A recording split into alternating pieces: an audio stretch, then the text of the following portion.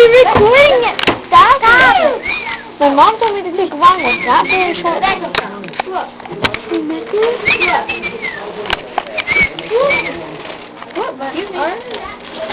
me. What? Hi. Hi, how are you? Well, I guess we can. No. Let's just do corners and shoulders. Stop. Excuse me. Excuse me. You have to be last now. Now you have to be last. Let's try third. Okay. So then we can have the rest at home. These were our snacks for at home, but I had to grab something and we didn't have anything else. Put that back. I'm pushing this. There's Snickers. And that's the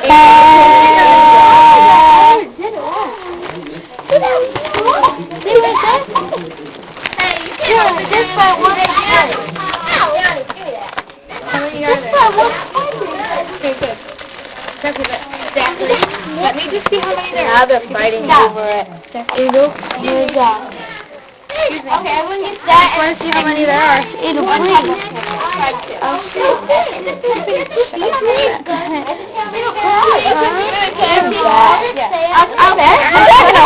just the hole. For our house, I didn't want to bring all of them, but I thought that there was enough. You thought you didn't know. Okay, Junior is 18. Stickers? Oh, no, wait. Yeah, 2 each. Yeah. That would be 9 people. Yeah. Well, I'll just have a scone then. Would it be 2 each? I'll just have like a piece of scone. Oh, 1. Which one? How many? It'd be 2 each. Junior, and then I'll just add one slice. But I just want like this, Junior. Like this. I'm having this one. Junior.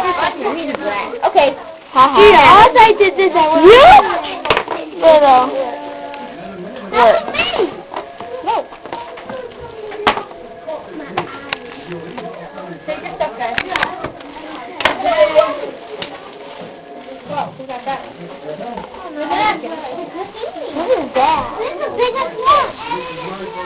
And then take it. I thought we each got 2.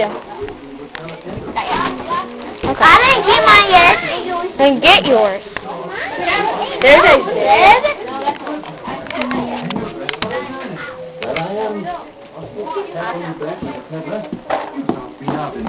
Well, soon shall be.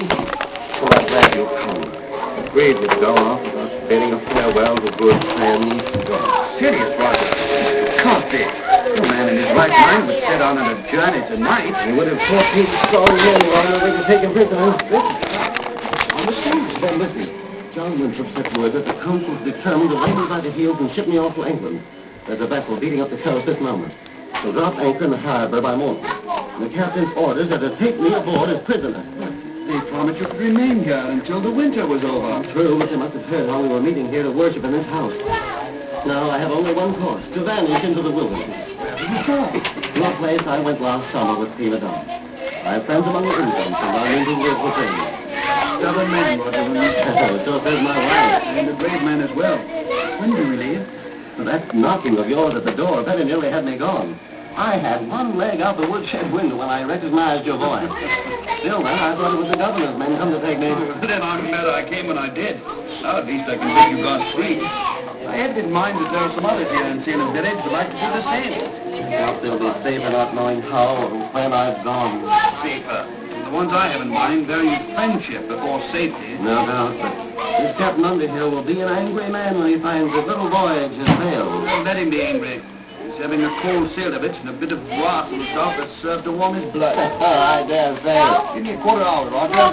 So gather the few I have in mind, and then we'll go with you to the edge of the day. Very well, you have your quarter hour. But they don't be a little longer. I'll be discreet, Mike. There's some here in Salem who would gladly hold me to the captain if they knew what was afoot. Only the ones we can trust, Roger. Depend on me for that. I'll be there. He's a good friend, isn't he, Roger? He is.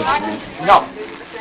Well, since I have time for the luxury of a formal farewell, I'll just begin with everything once more as a child. I will. But I want her face and yours to remain fresh in my mind. We may be a long time apart.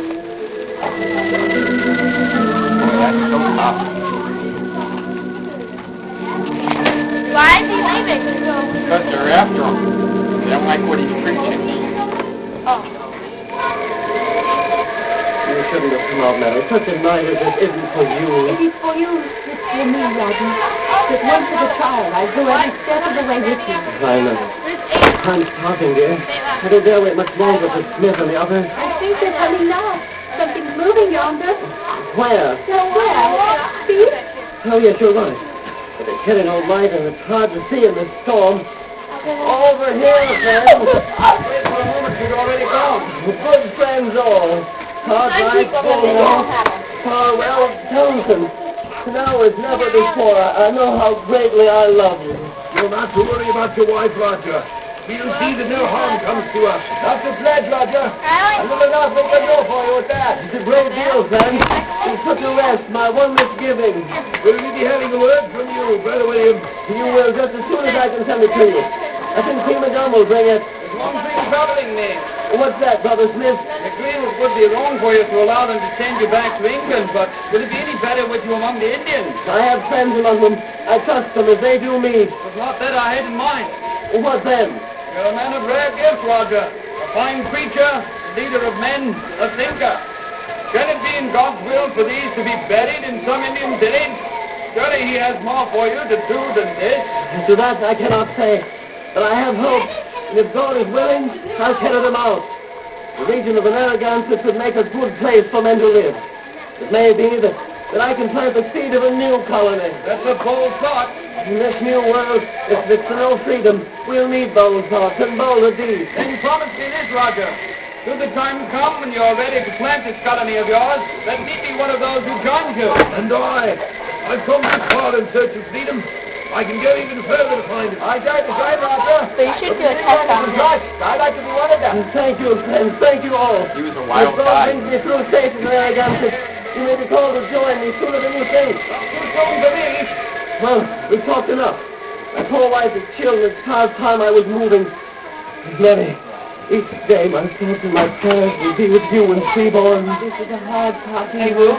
So much gladder than Will, meeting can you do them. me a favor? Pick up those napkins on the floor, I'll bud? send for you in the spring. God keep you safe. His will, I know it. Now, back to your homes, all of you. And when the men come to arrest me, tell them the simple truth, that I've gone into the wilderness. Why do you want that to know? Why do you want to know? Never Roger mind. Williams, his face set like a flint toward the southwest, strode out alone into the winter-blasted New England wilderness. One thing we know for certain of that strange, solitary journey. Only a man with a tremendously urgent vision of what might be accomplished would have done as he did. No one can say how much of the American tradition of freedom of worship and separation of church and state exists today because of that lonely, wind-swept march. It is at least possible that Williams carried with him the seeds of much that we now take for granted. The journey took the better part of a week. Williams was completely out of position and at the point of collapse from exhaustion and exposure when he stumbled at last into a sizable Indian village. Yet pulled by some distance to reach the territory of his friends to their Narragansett. Instead, he found himself ushered into the presence of a chief who seemed as well known to every school child. So go inside, make talk with Tree. I'm not Canonicus, you're Master Sword. Great. Hi, Julie. Not the sight. Sorry, take your time. Sorry.